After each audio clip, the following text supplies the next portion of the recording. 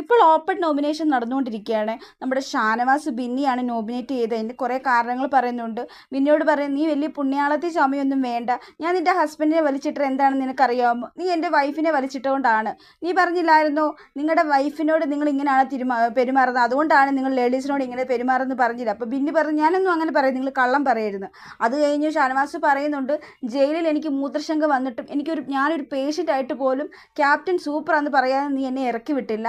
നീയൊക്കെ ഒരു ഡോക്ടറാണോ, ഡോക്ടർ നിരക്കാത്ത കാര്യങ്ങളൊക്കെ ഇങ്ങനെ ചെയ്യുന്നതെന്ന് നമ്മുടെ ബിന്നിയോട് ഷാനവാസ് പറയുന്നുണ്ട്. എന്നിട്ട് പറഞ്ഞു, ഞാനിവിടെ സ്ത്രീകളെ റെസ്പെക്റ്റ് ചെയ്യുന്നത് നിങ്ങൾ പറഞ്ഞല്ലോ, ഞാൻ സ്ത്രീകളെ മോശമായിട്ട് എന്തെങ്കിലും ഡേർട്ടി ആയിട്ടുള്ള ആംഗ്യം കാണിച്ചിട്ടുണ്ടോ, മസ്താനി കാണിച്ച പോലെ നടുവിരൽ ഞാൻ കാണിച്ചിട്ടുണ്ടോ എന്നൊക്കെ ചോദിക്കുന്നുണ്ട്.